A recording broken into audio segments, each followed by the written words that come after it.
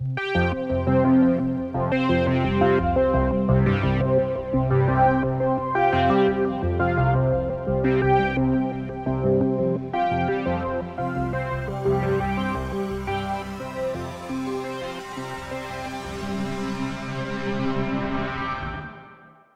to File Exchange, a channel dedicated to elevating the voices of artists, writers, and curators who have a focus on art made with 3D software.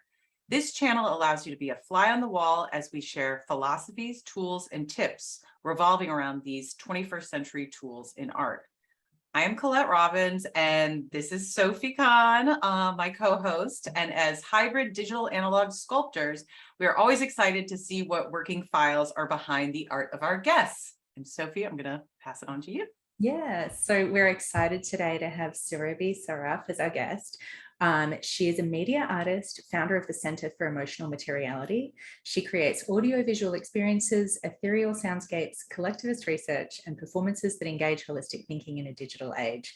In her interdisciplinary practice, Surabhi engages with the concept blob in all its multitudinous forms. The blob becomes a metaphor, a tool, a lens, and a guide to articulate and extend the narratives and realities of our internal and external worlds. So welcome, Surabhi. Thank you. Thank you so much for having me, Sophie and Colette.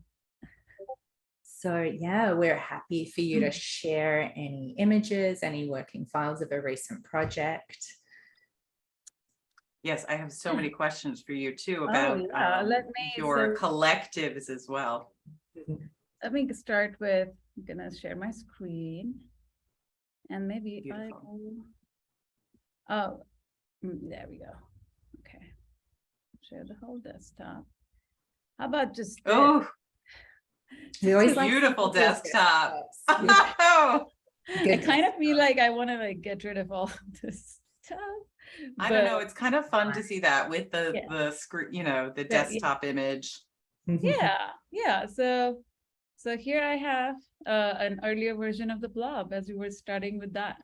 And how long have you been working with that imagery, specifically the blob imagery? I would say 2018. Yeah, that's when I first the image of the blob kind of came up into my work. Yeah. It's interesting right away because I feel like the first thing in 3D that we all learn to make is a cube. You know, like the very first thing I made was a series of little gray squares, and to get to the organic in 3D with a lot of these tools, you're already kind of fighting them. You know, like they're not designed for that. So it's a nice kind of resistance, I think, to that, like the logic of the 3D model. Right. Whereas I started with organic and then worked towards the more geometric. I went backwards with my education. So I'm very excited to see how you started with, beautiful. I'm just gonna have like some random out there. Yeah, no, great. Yeah. So tell us. Oh, go ahead. Go ahead, Sophie. No, I was just gonna say, I'm just getting a feeling of there, you know, almost like the blob is almost like a horror movie to me. Actually, I thought of The Thing, right? The Thing. And and like how that imagery, like how you were drawn to that, and then how kind of it evolved over time. Right. I'm gonna have this play in the background while I talk. Beautiful. Sweet. Yeah. So I think the blob really came into my world when I was first starting to kind of think about what in like 2018, like, I mean, these are some of the ideas that I was working, you know, probably around 2015, but I really was thinking about intelligence and what was shaping our world, like what was shaping our beliefs, what was shaping our reality. And algorithms were, you know, I mean, and still are a big part of that narrative. And so when I first came up with this idea of the blob, it was, you know, kind of conceptualization of this artificial emotional intelligence, like mythical artificial emotional intelligence. It was part of this exhibition called, let's see, hang on. I'm gonna keep doing this, right? Like I'm supposed to. like I'm supposed to. I'll just Yes. yeah. So it was part of this exhibition called Happy Birthday Frankenstein's Happy Birthday Party or something, and that was a time to like reimagine the kind, like how we saw our technologies, and how what we thought and what we wanted them to be in the future. At least that's where I was in at that time. And so yeah, I think the very first initial kind of impetus of just coming up with this blob idea was, again, there was just so much of this like rigid hard technology, but like our phones and our laptops and all these things, right? But underneath that is like this swarming, like ever evolving series of like algorithms and layers of like emotions and feelings and knowledge, and all of this thing very much tied with the materiality of where all of these art technologies were coming from. So I came up with this the idea of like, okay, what if all the different minerals and metals, instead of taking a form that was like this rigid and kind of did all the things it does, what they all came together to take form of this blob AI. And here's another this was like one of the minerals. So the silicon carbide was definitely an inspiration for the textures. And so the very first form of the blob was, again, took a form of this mythical artificial emotional intelligence called Awoke. And then that's when I started to kind of like get into this world building. I was about to use that phrase. Right. And so I was like, okay, if there's this intelligence that is, it comes from the earth, and it certainly, there were themes of religion and technology and spirituality and all of those things I wanted to explore. And I wanted to like, who is this really for? So in the story there was a need for like somebody who actually used this technology or believed in it. And so the idea of Awoken came up. So the whole story, this whole project that I've been working for now almost like 4 years, and probably like another 4 more years or something. Came up. And the Awoken. So this is really a story of the relationship between Awoken, the Awoken, and like how it unfolds. And yeah, so this is like, a short video that I made as a trailer almost of like what the Awoken could be like and what their relationship could look like. But yeah, this is like very early pre of like where I'm at right now. Right. And so I'm curious about your training in school. I know that you're at SEAC before me, actually. And were you in the art and technology program at that point? You were. Okay. Yeah.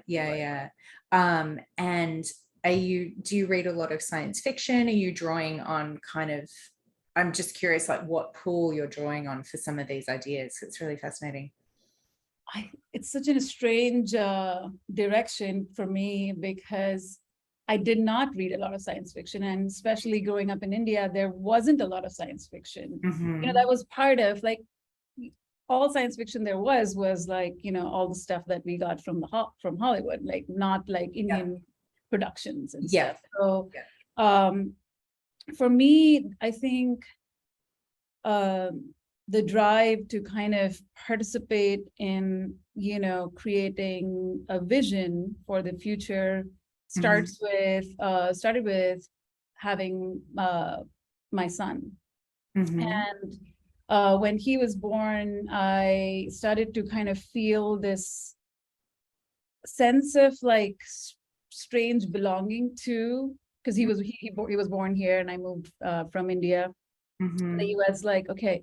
I just felt like I really needed to kind of, understand my reality in a way that I wasn't seeing before, because, the first few years of moving to the US as an immigrant, it was so much about like just absorbing and taking it all in and just like finding my own place. But now I needed to find a place for this another being. And and seeing what was happening after the elections in 2016 and everything that was like kind of, you know, kind of shaping our world, and how technology was such a big part of it.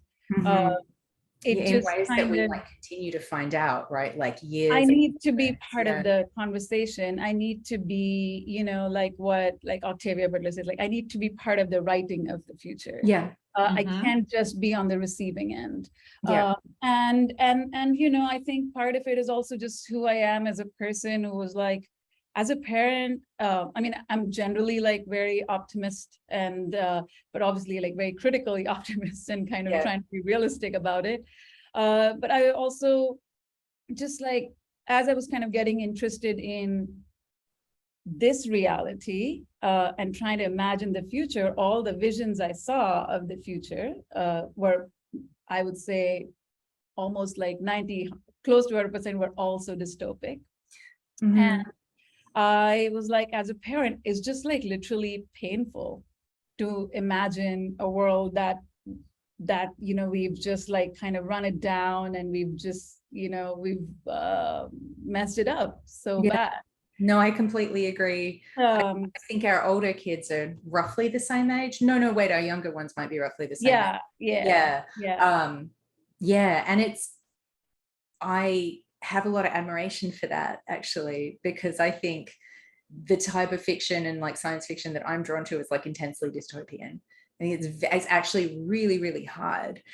It's so hard to imagine anything other than, you know, so that's, but I can also see the necessity for that. I mean, that's really like, oh, sorry, go ahead. No, I was just like, I just need something to, it's like a survival mechanism, you know, you need it to kind of like still, how do I still continue to affect and be, you know, affect the world in a positive way, and not kind of have this thing in the back of my mind that, we're actually just gonna like, it's all gonna go down the drain. The world is just gonna burn, and you know, so I'd love to hear more about the install of this project too. Like I'm having not had the experience of seeing your work in person in a gallery, I'm so curious to hear about the kind of the embodied experience that you're conveying and what you're hoping that people are experiencing or coming away with. With this particular work, or just the overall series? Because I guess beginning with this one, and so this one was like, as you can see, it's a sculpture. It's about, you know, like just 5 foot, so it's very up to here, and there are 2 monitors, one on each side, and the blob kind of like, you know, dances between the 2, and certainly there was this kind of like, you know, the bottom of the sculpture is meant to have that similar blobby quality. It's like significant size. And this was installed in Southern Exposure. It was the second installation, which is also the same time, basically. I also founded the Center for Emotional Materiality, because you know, all the different themes that I was like very interested in exploring within this project, within this speculative fiction work, a lot of them were like quite new to me in a way, and because a lot of my practice in the before had a lot to do with the body, and technology has always been a part of it, but also it's just in a way that the focus, I feel like it's a bit more on embodiment, and like how like I become, like what is actually happening to me. So I'm interested in the technologies only to kind of like learn more and more about like how, you know, it's shaping my body and my community and my people, and like, you know, in that way. So what was I saying? The Center for Emotional Materiality. The Center for Emotional Materiality. So that was the project. You know, I'll kind of switch to that because it's kind of good to see the yeah, so it started like pretty much at the same time, and all these ideas that I was like interested in, you know, I just knew that I couldn't and didn't want to do it alone, because, you know, collaboration has always been a big part of my practice ever since I've really done any work. Like I'm always working with, you know, fellow artists, and sometimes, you know, getting people to, you know, bringing in as more as a commission, and sometimes it's like, you know, more organic collaboration. And so, yeah, it was really important to kind of have this be a part, like as a community dialogue of like, okay, these are all these nascent technologies that now we're really seeing the effect of in our societies, and like, how do we make sense of it? What are the questions we need to ask? And so, yeah, so we organized, like, there was a I think around 2 or 3 month long residency at Southern Exposure in San Francisco, where I invited a bunch of, you know, like fellow artists and collaborators to kind of create, you know, there were panel discussions, workshops, what else? There was a reading room, and also, you know, this video work. Dorothy Santos, like she did this. Dorothy Santos, yeah.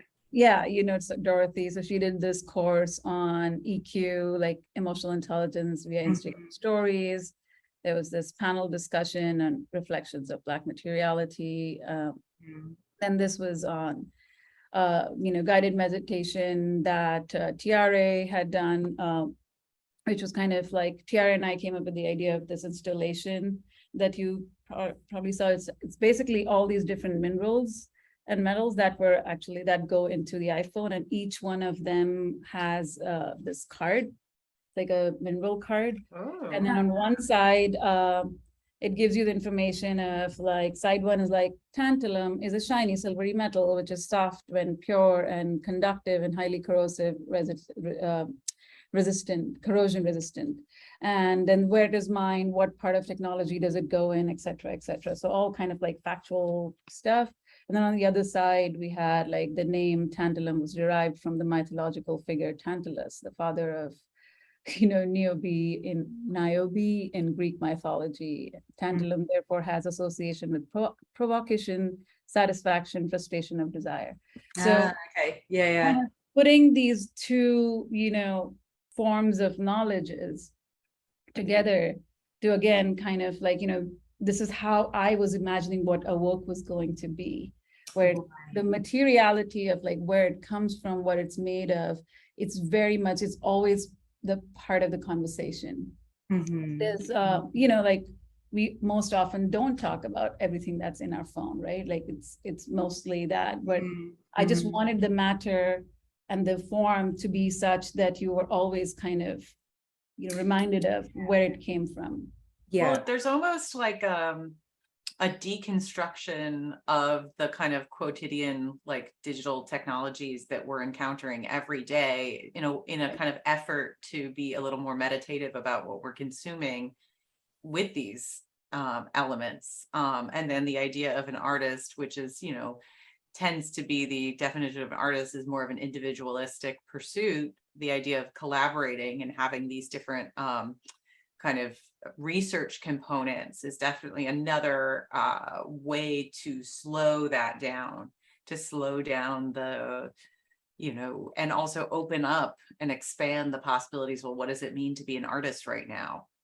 In this particular time. And I find that really interesting. Something Sophie and I both talk about quite a lot is that idea of we were talking about that like just before the Zoom call. I know. We were like, you know, it doesn't I mean, have to be a healer or a kind of conduit, or, you know, because we were talking about science and belief and the kind of the state of holding to opposing views in your mind at the same time.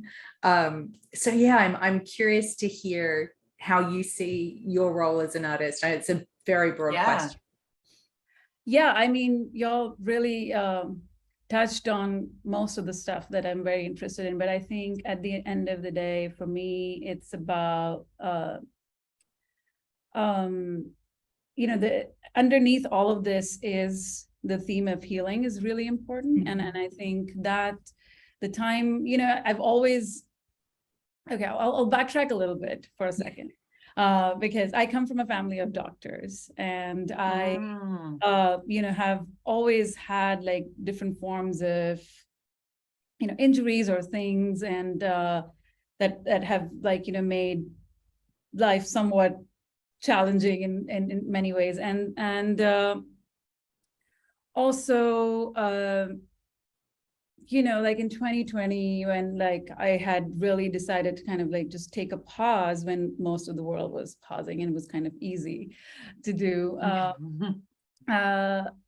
One thing that came to me, and I kind of, really took some time to go take time to go internal and take that, like create that space for myself for reflection, and just like really questioning, like,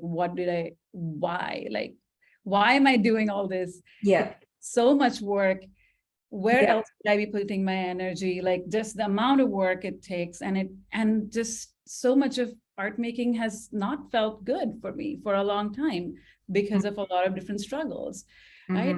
And I at think that we're both like point, very actively nodding. I think we know what you're doing. yeah, and We can I was like, relate. why am I putting all these resources, like just the amount of resources that go into making an artwork, right? And into this practice, and just like put everything in me. And I was like, there's got to be something that's bigger than just the pursuit of like,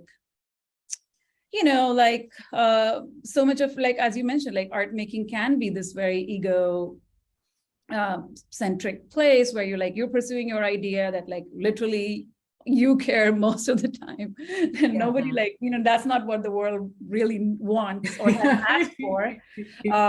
Or maybe they want, but they just don't. The world really haven't wants asked like for TikTok it, reels, right? They haven't asked for it. Nobody has said like, hey, I actually really need a healing blob right now. Like nobody, but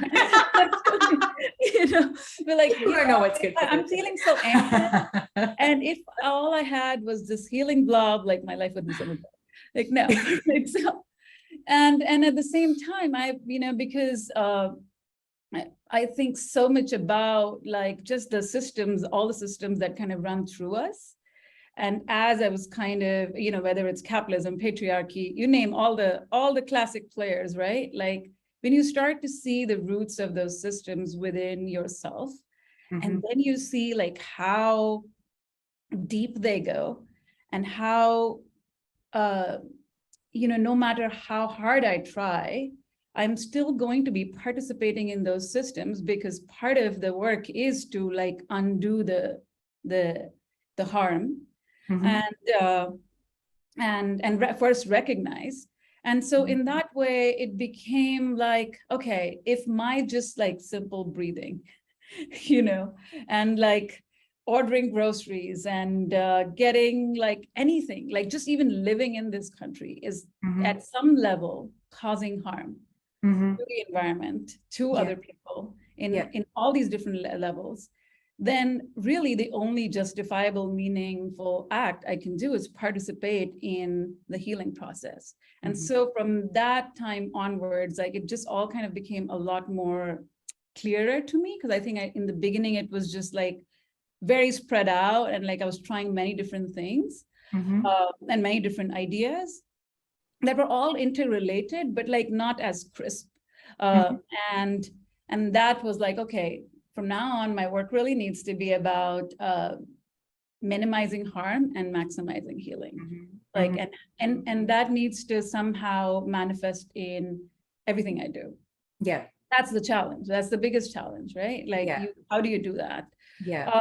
And so, especially in this art world, and where career is the ultimate goal for most artists, and career is the kind of opposing force of, and it's one of the problematic, harmful kind of power and capitalists and money like induced. And how do you get more visibility if you're, it's a constant kind of struggle to kind of balance those, because in order to talk about those things, you need the visibility. In order to get the visibility, you have to go down the ambition route. In order to go down the ambition route, you're dealing with all of these problematic patriarchal power structures, which are completely stacked against us. So I completely hear I think this is, I'm so glad you're sharing this, because I think this is something a lot of artists struggle with. If you're super conscientious about our place in the world, and you've got a lot of questions and deeper existential questions about the world, and how can you be an artist in that realm when most of what being an artist is kind of tied into these power structures, and not, it's completely enmeshed. I think these are Right. really good questions. Yeah, and I feel like the way I have kind of, again, I'm learning every single day, but the way I have kind of at this point come to peace with the idea of that inner struggle is that for me, the art practice, and like it needs to be a spiritual practice. Like it is a spiritual practice. That's and then if you know, and it's funny, like how just the conviction I feel in my voice right now, because 5 years earlier, like I'd be like, interesting. I don't know. I mean, you know, I'd be like that other person. You wouldn't have had that like clarified sense of purpose. No, definitely not. But it's just how life-changing it is in those micro actions, how I pursue my ambition, how I build those relationships, what are the kind of conversations I'm having, how am I actually being present and listening in a conversation, which, yes, has the intention of, you know, perhaps getting a show or perhaps getting a performance or something. And yet, what is my inner voice telling me? Like, how am I understanding and holding that relationship in that very moment, you know? And so that, as I've started to like kind of practice it more and more in like these little interactions, whether it's an email, or whether it's a call, or whether it's a meeting, whether it's an application for something, it's really like, it just feels like that's the practice really. And this, what I do, like what you see in the exhibition, it's just like a sliver of that, right? Like a manifestation of what I am already becoming. And, right. And that's really beautiful. That's what I'm found. Like it's really the same as like living your life and making the art. And it has made all of these pursuits for what I want to do a lot easier without being so self-critical. I think part of the struggle, and I didn't mention the big thing, and I guess this is the first time I'm like mentioning it in a public forum, is that I was a lot of the inner work that, like, you know, what triggered it was that my ADHD diagnosis in 2019.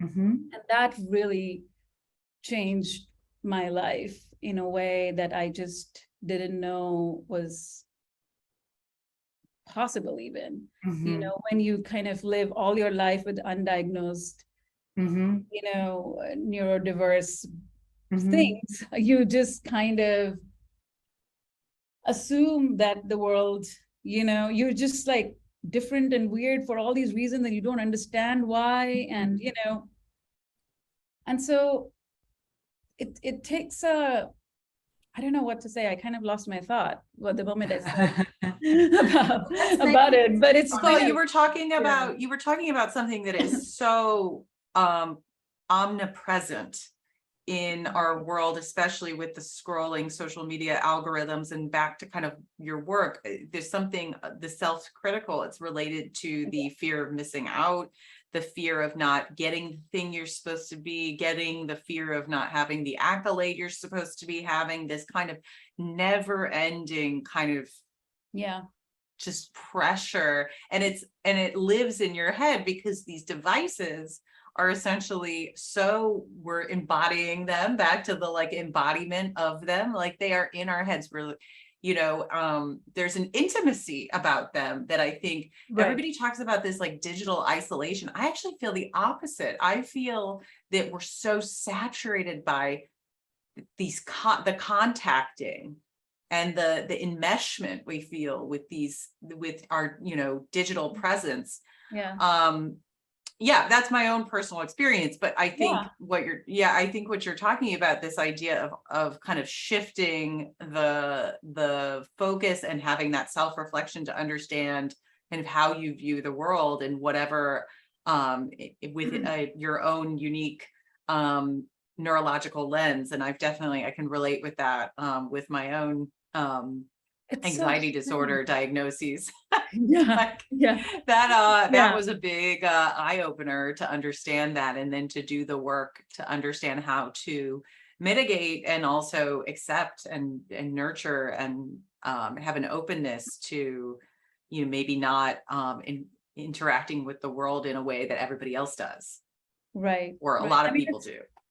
I mean, there's just so much there. I was just thinking about like, how strange is it that saturation and that like loneliness, it is still, Yeah, it's not like one or the other. It's like they just both live together in the oh, strangest that's a way, really good point. right? Yeah. It's Because almost like, like we like discount the emotional impact of it because it's Oh, quote yeah. unquote not real, you know. So you experience something with technology and then you judge yourself for having that emotional response because you're like, well, this was just a thing I read on the internet. Why did it upset me? You know, yeah, why? Or you might not even realize, you might be like, why am I upset right now? You know, it's hard to make a connection because it feels removed from our lives, even though it's like constantly beaming into our brains. right. Right. Yeah, I I would mean, love that's to. I really you just kind of, sorry, just kind of like you're talking about like the core of what we do at the center, really, you know, and Okay. how I even talk about what is it? Sorry, I'm just gonna change the image while I Yeah, do yeah. that. Kind of come here, maybe come back to this one. Beautiful. No, I'm also thinking about Louise Bourgeois, who's one of my heroes, this idea where she just felt like her work was, she would say things like, my work is a way to deal with my depression or like my anxiety in the world. And I think about that too with my own work. My sculptures are like my emotions materialized. I mean, as simple as that is, but it's like, if you think about the plethora of emotions we have and the experiences we have in different, they're shapeshifters. And so I love this idea of the blob, which also reminds me of like scientists studying blood cells having agency, or, you know, like these, and then thinking about AI and like what that means, what will that look like? And I always think about how the future is going to look a lot more organic than we think it is. Yeah, yeah, absolutely. Also, yeah, I mean, just, you know, like, so one of the things that Awoke does for the Awoken is like helps them transform FOMO into LOMO. And what is it's LOMO? Longing of no, love of missing out. Love of missing out. Okay. Yeah. Okay. LOMO. And nice.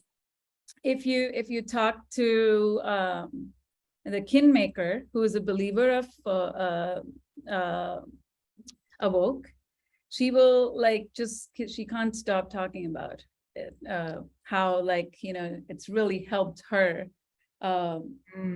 transform it. And yeah, you'll meet her one day. Wonderful. But you know, kind of coming back to the center, you know, the next thing that we're doing, it's called Towards the Love of Missing Out. And we're doing this keynote presentation, which includes a workshop, a performance, and like the keynote that is kind of using like the tool of deep listening and quantum listening to kind of navigate transforming and like first, you know, bring that three-dimensionality to this hashtag term, like, you know, which is like, oh, it's just FOMO. It's like, you know, it can be easily memed, and it's just like, it's just a thing.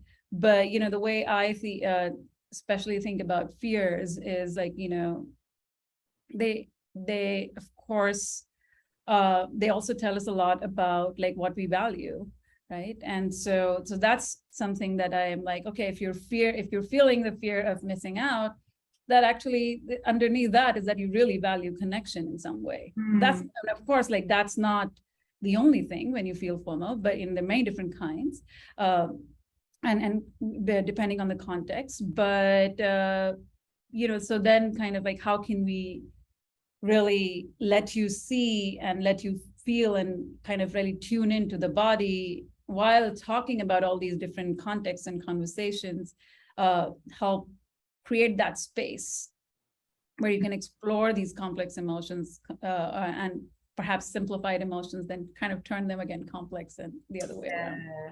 Yeah. Will you share just the details, like dates and places and stuff, and we can post that in our captions? Yeah, in an email, we absolutely. can, Yeah, definitely. I'll add the details. Yeah, it's coming up in beautiful. November. I mean, this is, so when you do the collaboration with the CEM, the Center for Emotional Materiality, as artists, how do you choose those different roles? I mean, I know you work with different animation studios for different projects, which you're going to show us one of those. But when it comes to doing these kind of more group projects, are you collaborating on individual artworks, or do you just have different roles and different kind of lectures that you're organizing or research projects? How does that work within the collaboration structure? Yeah, it's been kind of varied. And yeah, I would say, because each of the project, for example, at SF, what is Southern Exposure? Sorry. At Southern Exposure, it was really just kind of like a big curatorial thing. And a lot of the works were, not all of them, but a lot of them were developed on like just one-on-one relations of like conversations and kind of, so it was a much bigger curatorial project. And again, I was also working with Sophia Wang, who was the curator from SF MoMA for it. Sorry, why am I calling it SF MoMA? Because also we did another project at SF MoMA, sorry. I'm talking about Southern Exposure. The next one was, not the very next one, in between we did a series of study circles. And that was,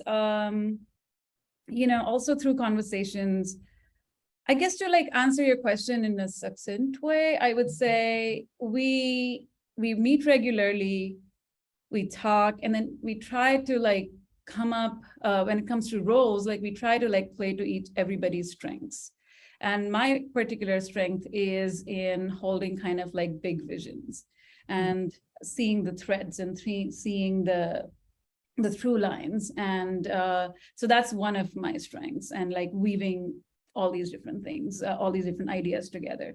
And, Laura, someone who I work with a lot, and her work, in fact, she had written this whole blobifesto right at the same time when I awoke, blob was coming alive. So we have this like deep blob connection. Her practice is just like really beautiful. Also, she has a performance background. She talks about technology.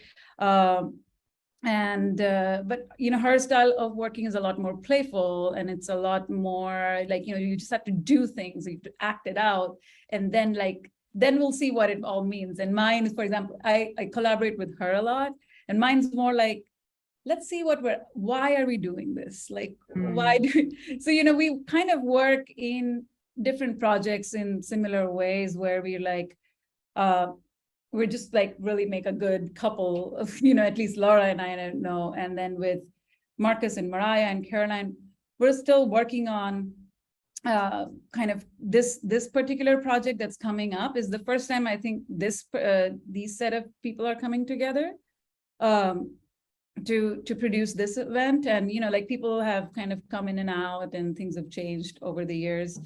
So yeah, but can I just read you like a couple of excerpts, my favorite things from the Blobifesto, which is really like my little blob Bible or whatever. She would be so proud of me to come up with that. Hang on. Okay. So a blob is a raw amorphous form. A blob is a faceless provocateur. A blob is an embodiment of sensibilities. A blob is a dynamic flow of multinodal awareness. A blob is a vague matter of existence. A blob is a poetic irregularity. There are just too many of these beautiful ways of expanding of like what a blob can be. And that, this constant like dialogue and, conversation around using this concept in all these different ways with Laura has been, one of like the key grounding, I would say, work in developing this idea of Yeah. blob Yeah. and what it can become. Yeah. I have a question too about just technically. So when did you start getting into using 3D tools or animations? Like, how did that start to come into your work? Because you're also a composer. You also do, yeah. So you do a lot of different, it sounds like you're a composer in general of like big groups too. It sounds like that's kind of where the conductor role, like where you're kind of, like you were saying, seeing the through lines and being able to kind of have the bigger, kind of the pale blue dot vision, I like to call. Yeah. Yeah. So yeah, I'd be curious to hear, how did you get into the tools and what drew you to them? Let me just have something playing in the background while I talk about that. Beautiful. Love it. No, because I mean, it's again, that idea of like starting with, a blob shape, the more organic, which is kind of, you think about 3D modeling, you think about these kind of boxes and box modeling and more kind of hard edged, and this kind of almost like push against that when you're playing so much with organic shapes. There we There's go. something really nice This is about a massive one. I don't know how much it'll be visible, but let's see. Oh, you probably can't hear the sound, and it's gonna be hard. So we'll just, yeah, I mean, we're gonna imagine. We can hear the sound. Oh, you can? Oh, Yeah. I can't remember. I don't think I shared the sound. It might be just through your speaker. I can hear it. Yeah. It's kind of nice just to have it a little in the background too. Okay, great. That's the sound I composed. This was the channel video as part of the SS MoMA performance installation that we recently did, back in July. Yeah, so I started to get into the 3D. Yeah, it was really with 3D, like different 3D software. There's with the blob, like back in 2018. I do not call myself an expert in any of them. I mostly do work with, animators and people who are working in this full time.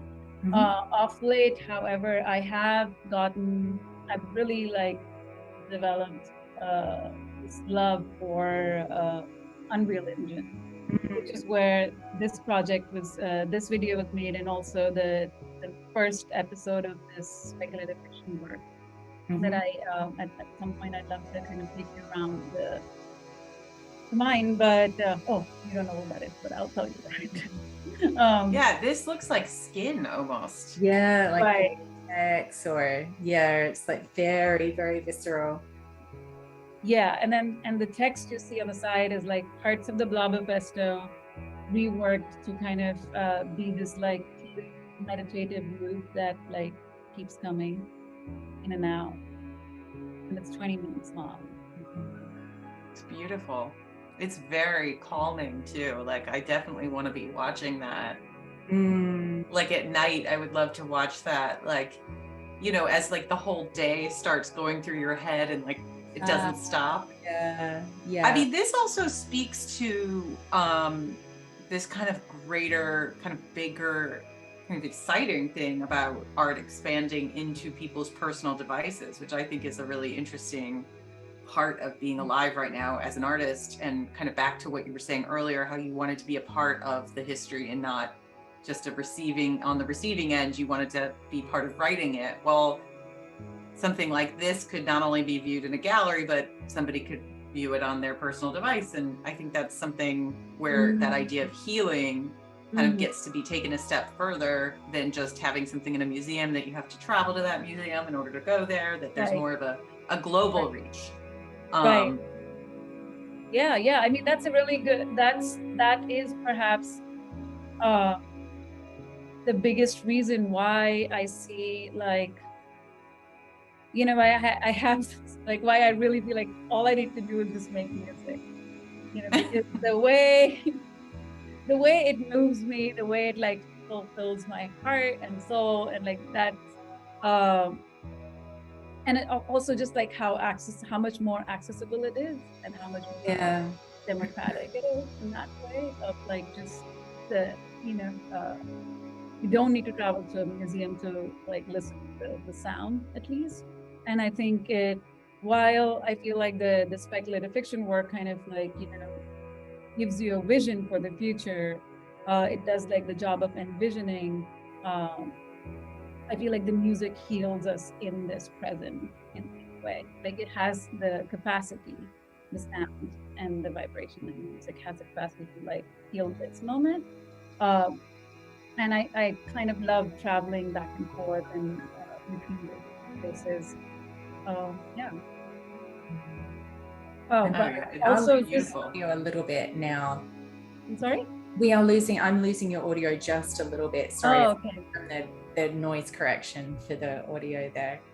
Oh, do you want me to just like turn this up? Yeah, I think we got a nice little yeah. sampling. But I'm so glad I got to hear it. It's beautiful. Yeah. Thank you. Oh, I'm going to be hopefully listening to that more because that I am like I'm almost it has like a trance-like kind of mood to it, which I'm really into in terms of like kind of drawing you in and kind of that oneness with the sound and the vibrations, like you were saying, and then the actual like the tactility and the movement of the blob form.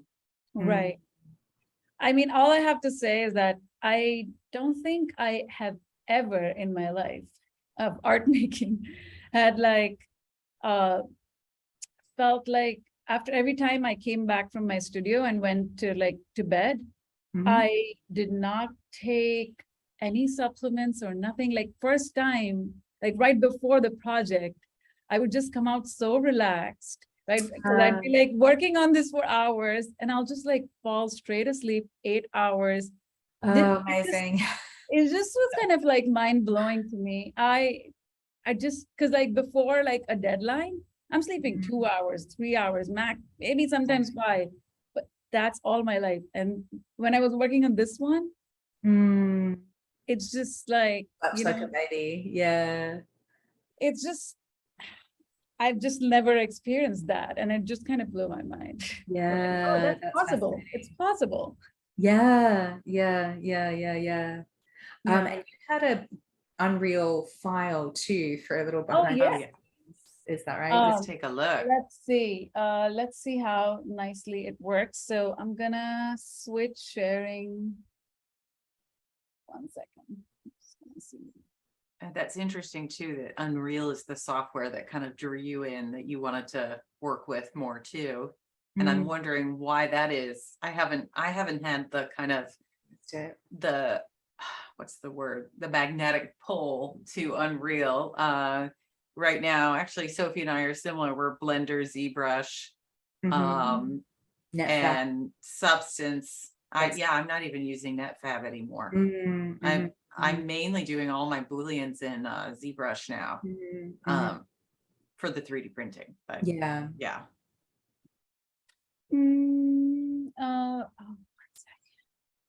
No worries, it's so beautiful. And I could watch this. I also love seeing the kind of material of it too. The fact that you can see the polygonal faces like overlapping with each other, where you get that moment where it's like super realistic, and then there's that moment of you understand that there's like one-sided polygonal structure that's like moving and growing and expanding. There's that kind of suspension of disbelief, and then there's that like connection with the material that it's made that I really like. All right, so I'll take you a little bit into this into this mine. Hang on, sharing this screen. Yeah. Share the screen. Okay, should I stop sharing this one? Yes. Yeah. Right. And then, or you could do a start new share. Either option. Are you seeing this new screen? Not yet. Okay. All right. So we're kind of in. Yes. Yeah, there we go. Sweet. Yeah. So now we are in Unreal. Totally Unreal. Wow. So this project, let me just see if I can play. Right. So okay, so this is the camera stuff. And the reason I love Unreal is just like it's fantastic for world building and like actually just creating that that space, and like how detailed you can get with like landscaping and materials, and just the cinematic kind of quality of it, and having, you know, worked a lot in like live action films and video installations. This is something that, you know, was quite appealing to me. And I want to actually, at some point, I'll show a little bit of the actual piece, because it's really, you know, for me, music is like such a big part of it. And even as I was composing it, I felt like I was making visual music. That's just how like I see sound in some ways. But you know, so what's happening here? We're in the very first episode. I don't know when it actually happens, but we're inside Unreal Engine, and then this was built with like, you know, the Priya Interactive gaming development company, you can say. No, sorry. Let's see if I can... Those are curves in there? Yeah, those are all the camera tracks. Oh, got it. Okay. Like the camera goes, and yeah, and then there are all these different kind of you know, fog sequences and sky and sequences. Yeah, like, and I think that was the other reason why it felt a little bit, you know, more doable, is because I'm kind of familiar with like, you know, After Effects and these softwares where, why am I? Oh, like where there's a timeline. Yeah, when there's a timeline. So it was like an easier learning curve in that way, even though I wasn't able to kind of get into the, you know, the back end where like all the programming happens.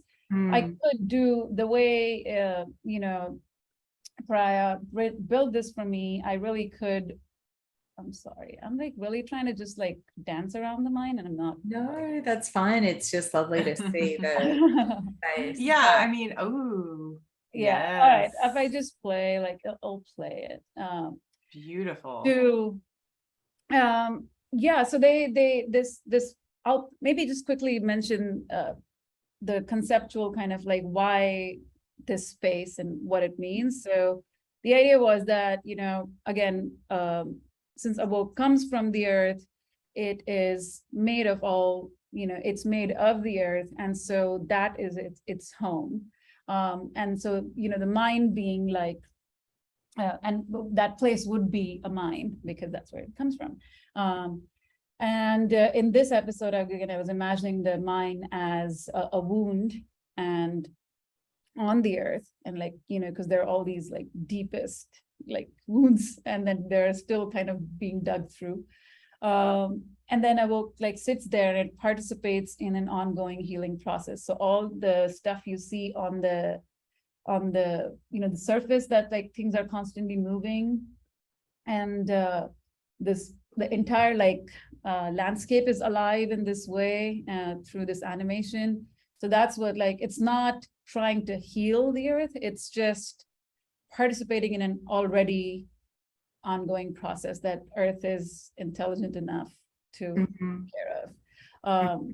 It is, although, transforming into its like position of like being a healer, but it's only relational.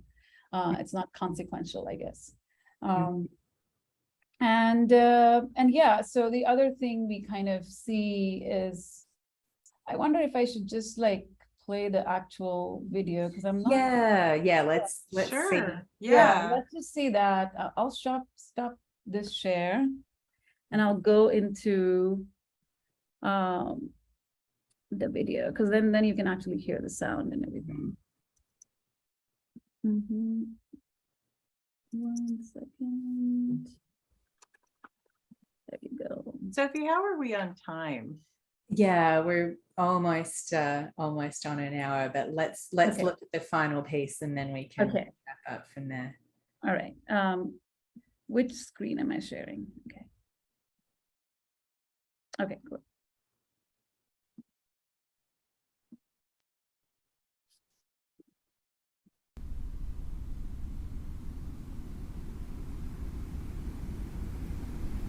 Good.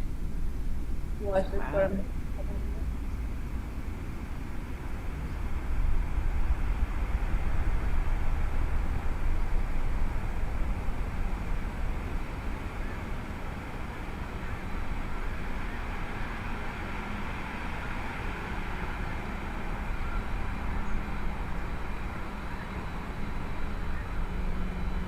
So beautiful.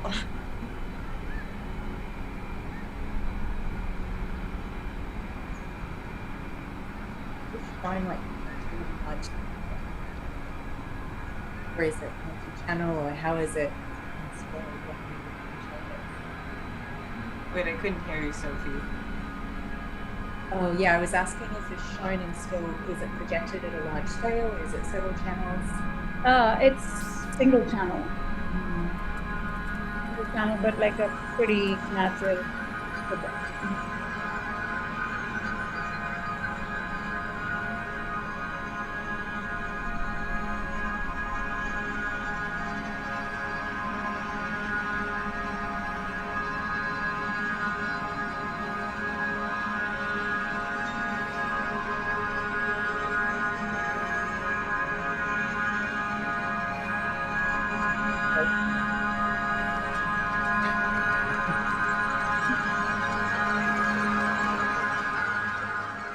Happy to move to like, it's 20 minutes long almost. I'll move to like another little part. Yeah. Right. I mean, this is really interesting with your episode, that this is the first time on File Exchange we've had a moment where nobody was talking and just, no, that's really, I think that was really beautiful. It was like, if people are just listening and not watching, if they're, listening while they're working, like having that moment with that work, just to hear it even, I think is an interesting kind of reflection on what you've been talking about your own practice. Yeah. Yeah. I hate to cut you off because we're a little over our time, and I'm still enjoying watching this so much. Is this something you can, your website? Yeah, I was going to say, is it on Vimeo? Is there a public link on your site? Yeah, there's just a short excerpt on Vimeo, but yeah, so there's a little bit on my website and the okay, we'll definitely be linking up to that, because this is something worth. It almost feels like, it's definitely something I could see experiencing as a group, but also that kind of, meditative, independent viewing where you can have that really, that effect. Because I think about, when you kind of peel back the layers and think about why you get into art in the first place, one of the reasons why I did was for one of the healing component, and the fact that it was a type of heuristic activity that I could kind of create my own coping mechanisms for navigating and filtering the world. But the idea of like the beauty, and I grew up with a musician, so my mom's a musician, so that the healing of both visual and auditory sensory inputs, I think it's really present in your work. But yeah, I mean, this has been amazing. I mean, we really appreciate all of the things you shared, and I think you brought up something that's very important to this channel, which is connection, and which is slowing down and really listening to each other. And this is one of the reasons why Sophie and I created this channel. We did create it during the pandemic, and that idea of having this moment to really hear about another artist's practice in a deeper way, that more than like a quick, social media interaction on DMs or emails, or even in an opening, where is a very removed interaction with people. So we appreciate you taking the time to share all of what you do with us and with the viewers of the channel. Thank you so much. Yeah, it was so wonderful. I really, really appreciated it. Absolutely. Thank you for reaching out. And I think these kind of conversations is really like, for me, where art happens.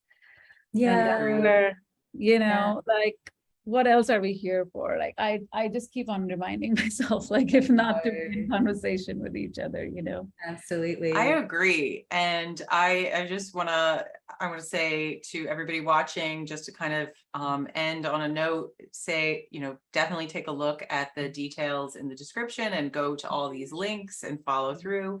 Definitely comment. Let us know if you have any suggestions for other guests that you're interested in seeing, and subscribe, because that's going to help get more people to see the channel and continue these conversations. But yeah, thank you, Surabhi. Thank you.